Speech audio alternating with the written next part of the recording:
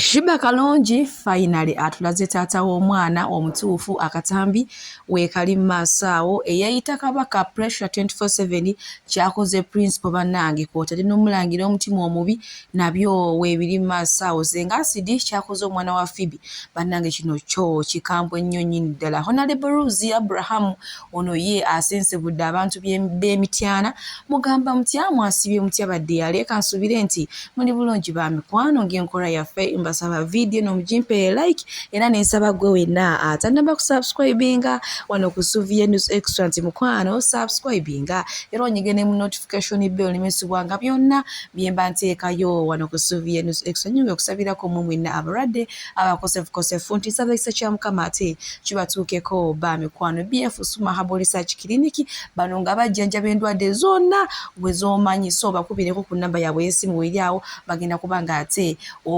oddamu ofuna obulamu obweyagaza. Sheikh Ashraf Dembe musomi wa dduwa akola ku nsonga z'amaka oyagala kufuna butuuze bweru business so nga tezitambula bulungi mukubireko. Munange sigenda kulwisa era nga nkutandise ne Shiba Kalonji. Shiba Kalonji ne King Saha Queen ne King bonna buno obudde bali London.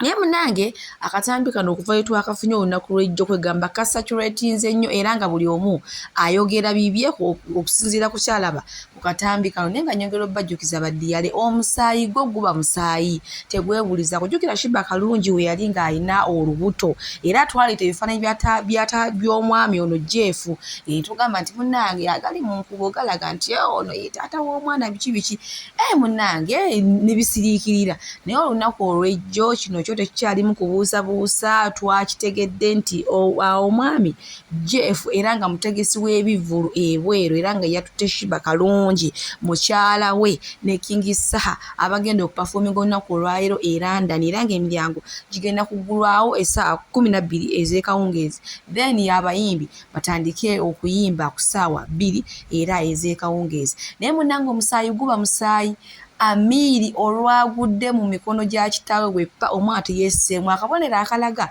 nti omwami ono bulijjo ajje wa Shiba Kalonji e Uganda era abadde bagamba mbuleero bagenda kumala ekizadde lerere baddi yali nyongera obbajjukiza nze okusinziira nga nze kye nnalabye ku omwana omusajja yamukutte teyeesseemu yadde kukaabako yenena omwana yamaamidde mu kafuuba ka Jeff Shiba Kalonji naye najja n'abeerako obugambo bwagamba awo omusajja abadde yeefuula nga ayambaza omwana enkoofiira kumbe ndowooza mugamba nzize munaye mwami ntutuuse bulungi we bali tuleeta ndowooza osanga ebigambo byabadde amugamba era twalabyeko mu katambi nga Shiba Kalonji agamba se papa gamba omwana okitegedde ekintu ekyo ekizadde bakimala dda nze okusinziira we nalabye reaction y'omwana kiraga nti omusajja eyamukutti abadde amumanyi n'omwana tumanyi bulungi nnyo sebo no waba takumanya akugaana akaabye ddala n'akubira ddala nga omanyi abaana bato we bakaaba naye ono olwamukutteko omwana maama yenna yagudde mu kafuba ekirungi Kasuku gyali ate Kasuku no yasooka okuleeta ku ebino ebintu nti munnange nno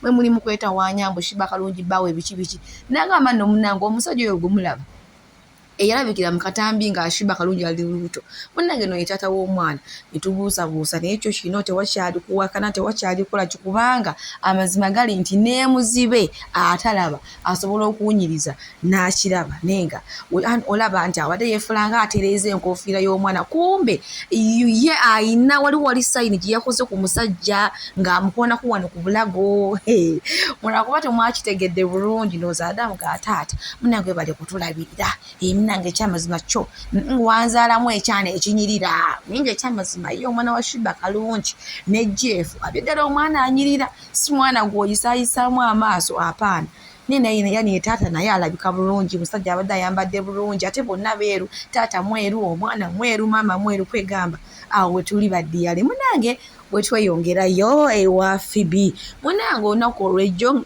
kosa ejjo yagenda n'akola live nga alina ebebi we ono amazing ng'amusiba buviiri kati munange omanya abaana abato kyena omwana wa Phoebe naye anyirira kuba ayinamu kale ebitami eby'abaana abato buli mwana omuto abeera ayina ebyo ebitamatama ebinyirira ebyabalungi naye munange olowooza ate omwana tebamuvumye ne banange nawe omuntu omukulu w'ofunira obuvumu nga nawe oli musajja oyina abaana n'odda ku mwana wa muno n'omususa n'omugeya tokomye ku ekyo naye kamuzaala yennyini naye n'omwogerako ebigambo by'oyagala anyway kamuzaala ye osobola okumwogerako naye ate omwana omujja mu bintu bino kubanga ye aba tabimanyi mwana muteri malayika ya ate Katonda. bannange abantu abandaba mwewala okuzaala mu bantu ababi naddala abakazi ababi.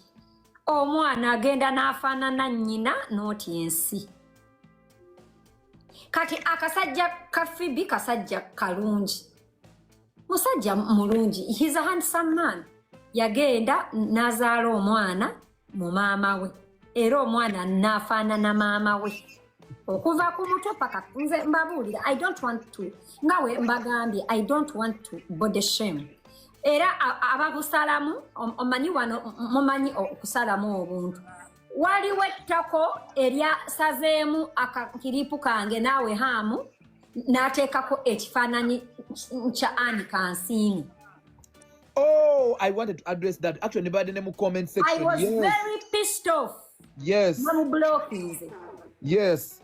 Mwe matako mwe sibagamba nkonti nebaka ne Anne Kansiime nebagamba Kansiime mulinga amazi by the kamalo sengonzi jukiza mwe matako wali pamwe bagenda basama ebyo ebintu by'esiru Uganda toli kyawandika udda nti Kansiime mu Uganda aliyo mulinga n'amazi mwawuleko ntugambako Anne mwe mulinga amatako. Actually even that day someone said it netugamba it's not Anne Kansiime mubeere mu obwongo mwe mizimu mwe. Era Phoebe nalabyawo abantu nga babode sheminga omwana wo. Munnange nze ng'omuzadde nayiseewo buki uyisi bagendereko mu komenti. They gotta go. No, they gotta go. No.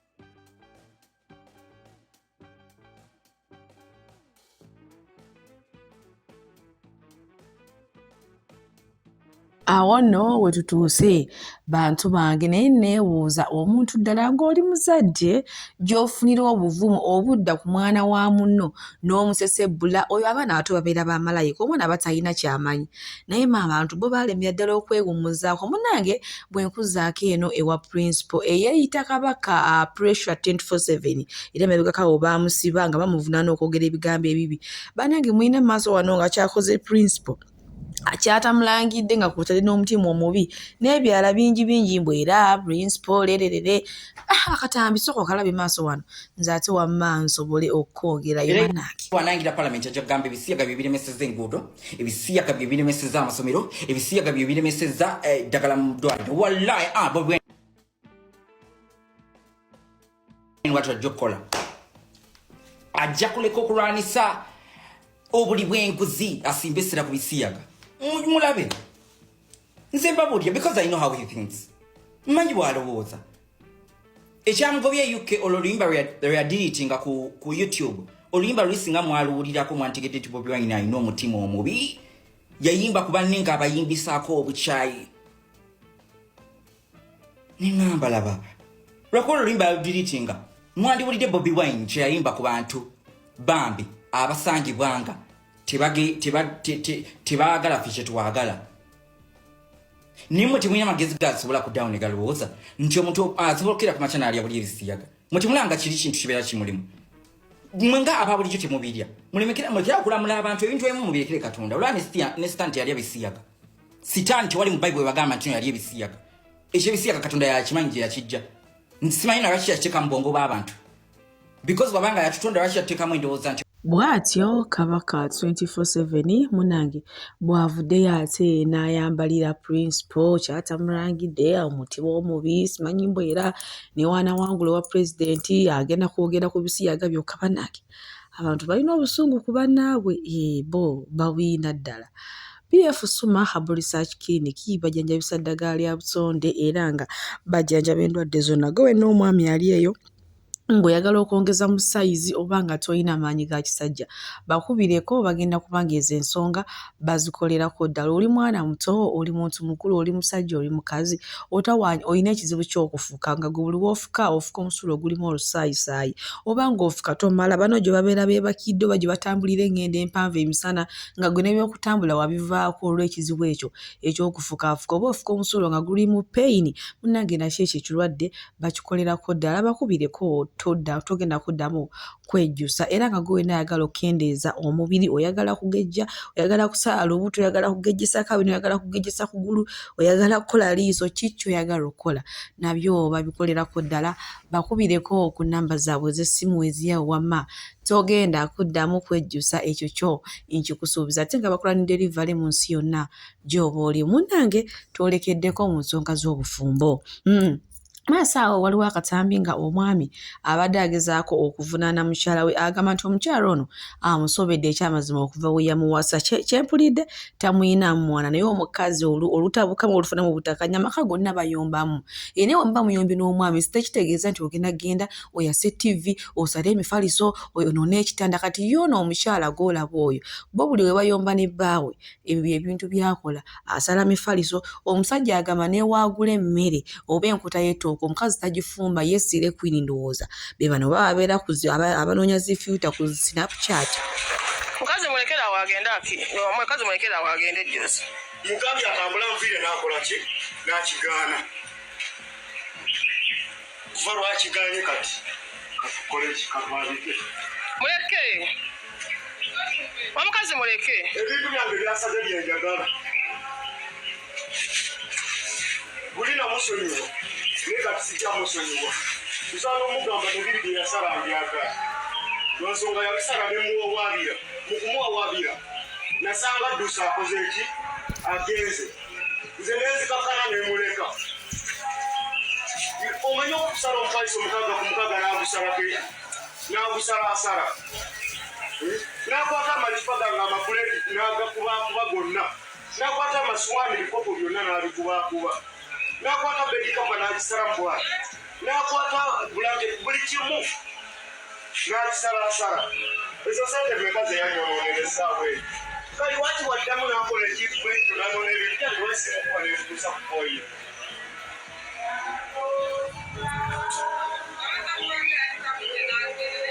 Ova omugamba yambula okole omuviire genda. Mugambye eggulawo ojemu ebintu byogende. Nawe bweggulawo okwata ebintu byokoleki nangamba kale kankwasira ebintu ayi sitegedde budde kiwa byonoonedde. Mugee kwatamu ebintu byogende nangamba kale agudde wa byonoone. Ate ne bw'aba agenza amazima okukakkana ng'afuta. Nja kuba siri musajja gwe bazaala enkakumiro bunyoola. Amazima okukakkana ng'oli mu ntaano kino nkyogera ndi siriyasi. Kuva ne leero anti oyagadde olaga amaanyi. Njagala okome ku byange ne famire yeetandika okutenderezwa. Twazikago muwala waffe lwa mbeera eno bweti lwa bya kisiru.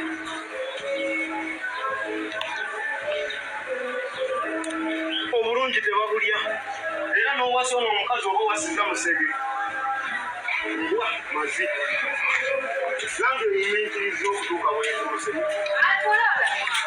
aliwo omwana kwange. Ebintu byanyonoonedde ekitone nnyo bwe mba mbibala bigenda mu miliyoni ngeeza.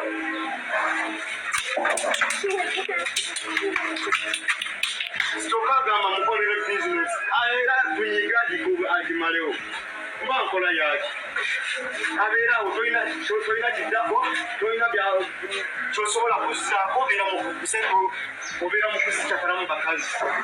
Nze njiye binzitwala mu maaso n'abantu abakola ti abasa okutegeera ensi egenda etya nemwaka yekanire wakubagirira waka buli kyayagala ng'akola ki ng'akireeta. Omukazi ataswana kubeera awo afumba emmere n'oleeta enkota y'ettooke n'ebeera mu nsonda n'eryengera bwaba beeri mu kwengera n'alyoka n'akwatako akola ki awo n'afumba oba ayiwa yembinye bwe bakoze ekya oba olyalya oba tolyanga ekola kigirenge oba bulungi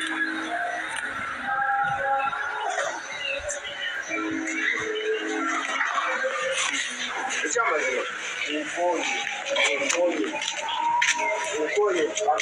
Nawe osobola okumpa endowooza yate mu comment section. Simanyi kiki abakazi kye twagala. W'osanga omusajja nga mugayaavu mu bintu by'ewaka, tagula bintu bya maka, tagula mmere, ng'ogamba nti ekisajja natomera. Kyokka ate ono ye amusanze munyiikivu mu kugula ebintu by'awaka, naye agamba n'ettooke lwamuyambyeko okumufumbira amuyiramu katooke ka binyeebwa. Kale we tuli oba abakazi twagala ki? Kati namugobya amugambye munaye ekimala nkusiriikiridde ebbanga. Enviira genda yala. Munange bwe tweyongerayo ne Honorable Rose Abraham ono nno ye n'alabye abantu abanoonya akalulu nga beewomekkereza ono ye byagaanidde ddala amazima ye.